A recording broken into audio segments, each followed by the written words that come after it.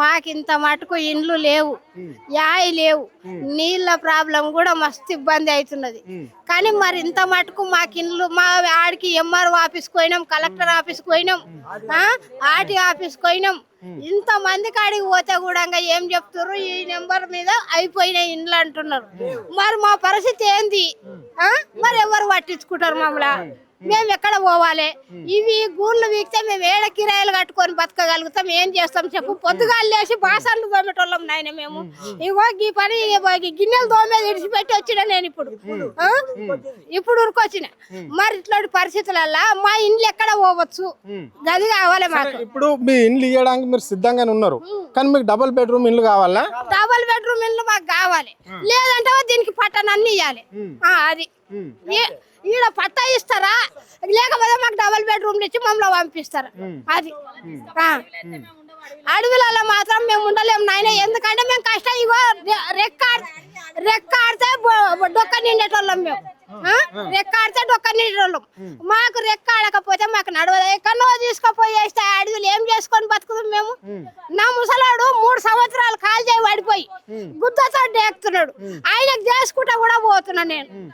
Pension వస్తుందా? Pension లేదు, ఏం లేదు. నిన్న పోయి కూడా మండల ఆఫీస్ లో మన్ను పోసి వీడికి 4 సార్లు అప్లికేషన్ పెట్టబట్టి మండల ఆఫీస్ లో ఇంత మటుకు లేదు. నిన్న పోయి కూడా ఇచ్చి వచ్చిన కాగితాలు. మళ్ళా సదరం సర్టిఫికేట్ కూడా తెచ్చిన. కలెక్టర్ ఆఫీస్ లక్డిక పూల కాడిపోయి కలెక్టర్ ఆఫీస్ పోయి సదరం సర్టిఫికేట్ కూడా తెచ్చిన. ఇంకెన్ని అంటే చేయాలో చెప్పు? ఎంఆర్ఓని కొనేసిర్రు, కలెక్టర్ కొనేసిర్రు, ఆర్టీఓని కొనేసిర్రు, అందరిని కొనేసిర్రు. ఎవరు కొనేసిర్రో తెలియదు మాకు. ఇది ప్రజా ప్రభుత్వం కదమ్మా, ప్రజలకు మరి అందరికి చేయాలిగా. రేవంత్ రెడ్డి పాలన మంచిగా ఉన్నది. ఆయన పుణ్యం రాకోకని ఇంకా 1000 ఏళ్ళు ఎక్కువ బతుకోకని రేవంత్ రెడ్డి ఇంకెక్కువ బతుకోకని. గరీబుల పొట్టలు మాత్రం మంచిగా కొడుతున్నాడు, ఉన్నోళ్ళకి మాత్రం నూకుతున్నాడు. గరీబులే మరి గరీబులను కొట్టేవు కదా, ఆడు పెద్దగా అయింది. మేమే కొన్నింటి ఎక్కడ పోతున్నాడు. ఇంకా 10 ఏళ్ళు ఉంటా అంటున్నాడు. ఇంకా 10 ఏళ్ళ 10 ఏళ్ళు కాదు, 10 నిమిషాలు కూడా ఉండని. మా మనసు మీద పడితే మా మనసు మీద పడదాను కాదు. 10 ఏళ్ళు కాదు, 10 నిమిషాలు కూడా సీట్లో కూర్చోడు. మాకు ఇల్లు రాకపోతే అదే పరిస్థితి చేస్తాం. ఇల్లు రావాలంట, రావాలి. మాకు ఇది మాత్రం ఖచ్చితంగా రావాలి. అక్క చెప్పండి, ప్రజా ప్రభుత్వం ఏ విధంగా ఉంది? ఏం లేదు సార్, అంత మంచిగా ఏం లేదు ఇప్పుడైతే. అసలు కొన్ని ఇళ్ళకి ఇచ్చి కొన్ని ఇళ్ళకి ఇవ్వకుండా కొంతమంది డబ్బులకు కావాలని డబ్బులకు అమ్ముకోవటం. మా ఇండ్లు మేము ఎంఆర్ఓ ఆఫీస్ పోయినాం, డిఓ కాడి పోయినాం, కలెక్టర్ ఆఫీస్ పోయినాం. ఎవరు కాడి పోయినా కానీ ఎవరు ఏం పట్టించుకోవట్లేరు మమ్మల్ని. అన్ని పాములు వస్తున్నాయి. డౌన్ ఉన్నదాన్ని మేము మట్టి పోసుకొని అప్పుడు వేసుకున్నాం, కొనుక్కొని ఒక ఆయన అమ్ముతుంటే. మరి తెలుసు కదమ్మా, ఇప్పుడు హైడ్రా వచ్చింది, ఇక్కడ మూసి పక్షాలను అంటున్నారు. ఇక్కడ నుంచి మీరు వెళ్ళిపోవాలని ప్రభుత్వం చెప్పింది కదా. మరి ఆల్టర్నేట్ గా మీకు ఇల్లు చూపెడతామని కూడా చెప్పారు వాళ్ళు. మరి ఎక్కడ చూపించాలి? కొంతమంది చూపించారు, కొంతమంది వెళ్ళిపోయారు సార్ ప్రతాప్ సింగారావు. కొంతమందికి మాకు ఇప్పుడు ఉన్నోళ్ళకి ఇవ్వలేదు, ఎక్కడెక్కడ ఉన్నోళ్ళకే ఇచ్చిర్రు. వాళ్ళు అమ్ముకుంటారు వేరే వాళ్ళు, కానీ మాకైతే ఇస్తలేరు. ఇక మేము అడుగుతానేమో మీ ఇల్లు మేము పోయి ఆఫీస్ పోతే మీ ఇంట్లోకి వచ్చినాయి అమ్మ, అక్కడ 20 ఇండ్లు ఇచ్చినాము, 30 ఇండ్లు ఇచ్చినాము, మొన్నగానే ఇచ్చారు సార్ పట్టాలు. అంబేద్కర్ కాలనీలో కేవలం 20 ఇండ్లు 30 ఇండ్లే ఉన్నాయా? లేదు సార్, చాలా ఉన్నాయి ఇండ్లు, చాలా ఉన్నాయి. కానీ ఇక్కడ ఉండేటోళ్ళకి ఇస్తలేరు, ఊర్లలో ఉన్నోళ్ళకి ఇచ్చుకున్నారు. ఇప్పుడు అవన్నీ సర్వే చేసి ఉన్నోళ్ళకి ఇండ్లు ఇస్తారా, లేదంటే ఇక్కడ పట్టా ఇస్తారా? మాకు ఇక్కడ పట్టా ఇచ్చినా పర్వాలేదు, పనులు దొరికే దగ్గర ఇండ్లు ఇచ్చినా ఏం లేదు మాకు. హైడ్రా కమిషన్ రంగనాథును కోర్టు కూడా చెప్పింది, నువ్వు వెళ్ళిపోవాలి, నువ్వు అవసరం లేదు, డ్యూటీ నువ్వు చేయొద్దు అన్నట్లు చెప్పింది ఆయనకు. అంటే హైడ్రా కమిషన్ గా నువ్వు దిగిపోవాలని చెప్పింది కమిషనర్ గా. సో మరి రేవంత్ రెడ్డి ఏమో ఆయన ఉన్నా లేకున్నా హైడ్రా కొనసాగుతుంది అంటుండు. వేరేటాళ్ళు వచ్చినా పోతాయి కదా సార్, మరి మాకేమైనా చూపించాలి కదా ఆదాయము. నువ్వేం లేకుండా మేము ఎక్కడ పోతాం 30 ఏళ్ళ నుంచి? అని చెప్పేసి రాష్ట్ర ముఖ్యమంత్రి చెప్తున్నాడు. ఆగదు అని. మరి ఆగదు అంటే ఆయన మాకు ఇండ్లన్నా చూపించాలి. మరి ఇక్కడ ముసమ్మటి ఉన్న వాళ్ళని తీసేయాలని కూడా మాకు ఇండ్లు ఇచ్చి తీసేయాలి సార్. మరి మేము ఎక్కడ పోతాం సార్ పిల్లలు వేసుకొని? 30 ఏళ్ళ నుంచి ఉంటున్నాం. ఇప్పుడు మూసి దగ్గర ఎట్లుంటున్నాం ఏందని తెలియదా? రైట్ అక్క చెప్పండి అక్క, ఎట్లా ఉంది మరి రేవంత్ రెడ్డి పరిపాలన ఏ విధంగా ఉంది? ఇక్కడ మీరు రోడ్ల మీదకి రావడం అనేది జరిగింది, ఇప్పటికి మాకు ఇండ్లు లేవు అని చెప్పేసి ఇక్కడ మీరు రోడ్ ఎక్కడ పరిస్థితి ఉంది? ఇక్కడ మరి స్థానిక ఎమ్మెల్యే ఏమంటున్నాడు, మరి ఇక్కడ రాష్ట్ర సర్కార్కు సంబంధించిన అధికారులు ఏమంటున్నారు? ఎవరు ఏం పట్టించుకోవట్లేరు అన్నయ్య. ఎవ్వరు కూడా ఎమ్మెల్యే గాని, ఎంపీ గాని, ముఖ్యమంత్రి గాని, సీఎం గాని ఎవ్వరు స్పందన లేదు. మేము కలెక్టర్ ఆఫీసు తిరిగినాము, ఆర్డీఓ ఆఫీస్ కు తిరిగినాము, ఆ ఎంఆర్ఓ కాడికి తిరిగినాము. ఎవరి కాడికి పోయినా ఏ రెస్పాన్సిబిలిటీ లేదు, ఏ రెస్పాన్స్ లేదు. ఏ రెస్పాన్స్ లేనన్నప్పుడు మరి మేము ఓట్లేసి గెలిపించినాం కదండి. మీరు ఎట్లా గెలిచినావు? ఇవాళ నువ్వు ఇవాళ సీఎం ఎట్లయినావు? మాలాంటి పేదలు నిరుపేదలు అందరూ కోట్ల జనాలు ఉంటేనే నువ్వు సీఎం అయినావు. ఇవాళ ఇవాళ ఏ లెక్కనైనావు మరి మాకు ఇండ్లు పోతాయని నువ్వు చెప్పినప్పుడు మాకు ఇన్ఫర్మేషన్ ఇవ్వాలి కదా, ముందు మాకు ఇన్ఫర్మేషన్ ఇవ్వాలి కదా. మేము లేని పేదలము, మరి మాకు ఇక్కడ చాలా ల్యాండ్లు ఉన్నాయి గవర్నమెంట్. మరి ఇల్లు మేము 6 లక్షలు 7 లక్షలు అప్పు తెచ్చుకొని వడ్డీలు కట్టుకుంటా ఇల్లు కట్టుకున్నాం. చిన్న ఒక్కొక్క ఇటుక వేసుకొని ఇల్లు కట్టుకున్నాం మేము. మాకు ఇవాళ నువ్వు సడన్ గా ఇల్లు తీసేస్తా అంటే మేము ఎక్కడ పోవాలి?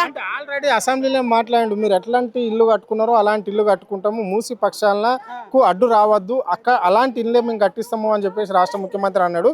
అంటే ఈ రాష్ట్రంలో ఎక్కడన్నా కట్టించండి అలాంటి? ఈ మూసి పక్కకున్నోళ్ళు ఎవరైతే కూలగొట్టారో వాళ్ళు పోయి అక్కడ జీవనం కొనసాగిస్తున్నారా తెలుసా మీకు ఎక్కడన్నా? ఆయన కట్టిన ఏమున్నాయి, కేసీఆర్ కట్టిన ఇల్లే ఉన్నాయి. డబుల్ బెడ్రూమ్ ఈయన వచ్చినాక చేసిన పనులు ఏమున్నాయి, రేవంత్ రెడ్డి వచ్చినాక చేసిన ఏమి లేవు. ఆ కేసీఆర్ కట్టించిన ఇండ్లన్నా అందరికి అమలు చేస్తాడంటే అమలు చేయట్లే. సాట్ల తావుడు పోస్తుడు, కుక్కలు ఎగబెడుతుండు. ఆయన చేసే పరిహారం ఏమీ లేదు. అంటే కోట్లు ఉన్నోనేమో వాడిని ఏం చేయలేకపోతుండు. అంటే నిరుపేదలే కనిపిస్తున్నాయా ఇండ్లు? మాలాంటి పేదలే కనిపిస్తున్నాయా? ఈ అన్ని వదిలిపెట్టి మంచి పనులను వదిలిపెట్టి ఇది ముసి సుందరికన్నా చేస్తానా అంటే మరి మాలాంటి వాళ్ళకి ఇండ్లు ఇవ్వాలి కదా. ఏ లెక్కన చేస్తారు? మరి ఓట్లేసి గెలిపించుకున్నప్పుడు ఇలా అన్ని పనులు అమలు చేస్తా అన్నావు, మరి అలా ఏ అమలు చేసుడు ఏది? నీ ఆర్డీఓ రెస్పాన్స్ లేదు, మీ కలెక్టర్ రెస్పాన్స్ లేదు, మీ ఈఆర్ఓ రెస్పాన్స్ లేదు. మా పరిస్థితి ఏంది? మరి మేము రోడ్డున పడ్డాం. హైడ్రా మరి ఇప్పుడు స్టేట్మెంట్ ఇచ్చింది, మరి ఇండ్లు పోతాయి, ఇప్పుడు బోనాల పండుగ అయిపోగానే పోతుంది అని అంటారు.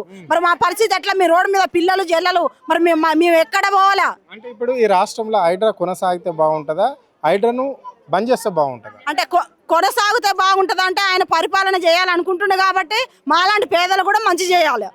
నువ్వు ముఖ్యమంత్రి కాబట్టి నువ్వు నిర్ణయం తీసుకున్నావు అనుకో, మరి మాలాంటి వాళ్ళకు కూడా మరి పేదలు కూడా మనం చేద్దాం, న్యాయం చేసి మన పని మనం చేసుకుంటూ వెళ్ళిపోదామని ఆయన ఆలోచించాలా, సీఎం గారు ఆలోచించాలా. మరి మమ్మల్ని రోడ్డు మీద వేస్తారని నువ్వు అన్ని పనులు చేస్తారంటే కాదు కదా. మరి పిల్లలను తల్లులం ఉన్నాము, మరి ఎక్కడ పోతాం? మా ఉపాధి ఇక్కడనే, మా పిల్లల ఎడ్యుకేషన్ ఇక్కడనే. మరి మేము 10 లక్షలు అప్పు చేసి చిన్న ఇల్లు కట్టుకున్నాం. మరి ఇవాళ కాదు, గతంలో 40 సంవత్సరాల నుంచి ఇక్కడే ఉంటున్నాం.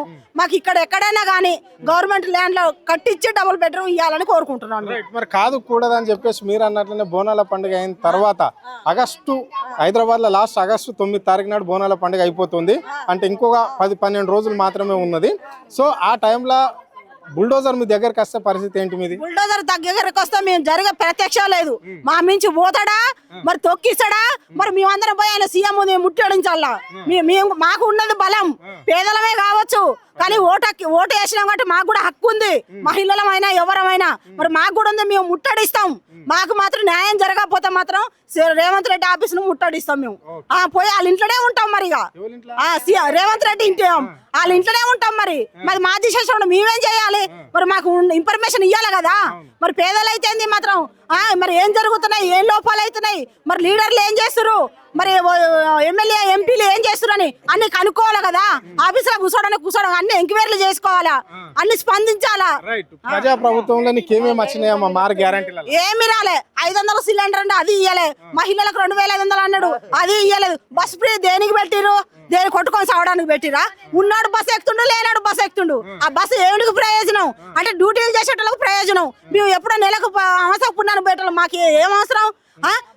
చేయాల్సి సలహాదారులు మమ్మల్ని ఉంచామనంటే మేము ఇస్తాం.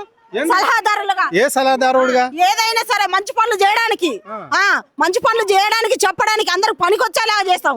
ఇట్లాంటి పనికి మళ్ళీ పనుల కోసం ఏం చదువుకున్నావు? చదువుకున్నా కూడా మామూలుగా ఏదో చదివినాం. మేము బీటెక్లు బిఏలు చేయలే. చదివిన దాంట్లో కూడా మంచి సలహాలు ఇస్తాం. మేము రాండి మా దగ్గరికి, మేము ఇస్తాం. అది ఓకే రైట్. మరి ఇప్పుడు ఇందిరమ్మ ప్రభుత్వంలో ఎలాంటి ఇబ్బందులు లేవు ప్రజలకు అని చెప్పేసి రాష్ట్ర ముఖ్యమంత్రి పదే చెప్తున్నాడు. మళ్ళా నేను వచ్చేది మా గవర్నమెంటే, ఇందిరమ్మ ప్రభుత్వం అని రాష్ట్ర ముఖ్యమంత్రి రాసుకోండి అని చెప్పేసి కూడా అంటున్నాడు. మీరు విన్నారు కదా? రారు, ఎట్లా వస్తారు? ఎన్ని పనులు ఏ మంచి పనులు చేసిరు? మీరు ఏ లెక్కన చేసిరు? మీరు ఏం పనులు చేయలే. మీరు వచ్చినాక ఇల్లు కట్టినవి, పేదలు చేసినవి అన్ని బీఆర్ఎస్ చేసినవే ఉన్నాయి. ఇప్పుడు ఈ నడిపించేదాన్ని బీఆర్ఎస్ చేసిన వాళ్ళే ఉన్నాయి. మరి మీరు చేసింది ఏది? మీరు చేయాలి కదా. మీరు పదవిలో ఉన్నారు. ఒక ఇంట్లో ఇప్పుడు అత్తేడ బంతది కోడలేడ బంతదా అని కేసీఆర్ చెప్పిండు, డబుల్ బెడ్రూమ్ కట్టిండు. మరి మీరు చేసిన పరిపాలన ఏది? మరి ఇప్పుడు 2 ఏళ్ళు అయిపోతుంది, మరి 3 సంవత్సరాలు కూడా గడుస్తుంది. మరి కరెంటు పోతే నీళ్ళు రావు, నీళ్ళు వస్తే కరెంటు పోతుంది. మరి ఆ రోజులో పోలే. కేసీఆర్ ఉన్నప్పుడు అన్ని పనులు మంచిగా చేసిండు. మరి ఇప్పుడు మీదే ఏమైతుంది? మీరు అన్ని చేస్తారన్నారు, తులం బంగారం అన్నారు, పిల్లలకు ఫ్రీ ఎడ్యుకేషన్ అన్నారు, మంచి జాబులు అన్నారు, మరి ఏదీ లేదు. మరి మీ పరిపాలన ఎక్కడ పోతుంది? అది ఓకే రైట్. మీరేమో కరెంట్ లేదు అని మీరు అంటున్నాడు, రాష్ట్ర ముఖ్యమంత్రి ఏమో వైలరం పట్టుకుంటే తెలుస్తుంది, కేసీఆర్ హరీష్ రావులు అని చెప్పేసి ఆయన అంటున్నాడు, కేటీఆర్ పట్టుకుంటే తెలుస్తుంది అని అంటున్నాడు, మీరేమో కరెంట్ లేదు అని పడితే మరి ఇప్పుడు రాష్ట్ర ముఖ్యమంత్రి మాటలు నమ్మాలా మీ మాటలు నమ్మాలా? నేను అంటే వచ్చి ఉంటే కదా తెలిసేది, ఇప్పుడు ఉంటే కదా తెలిసేది. నువ్వు సీఎం కాబట్టి నీ దగ్గర ఉండొచ్చు, మీ పేదల మరి పోతుంది, మీరు చెప్పే పని వాళ్ళు వింటారు, మరి పోతుంది.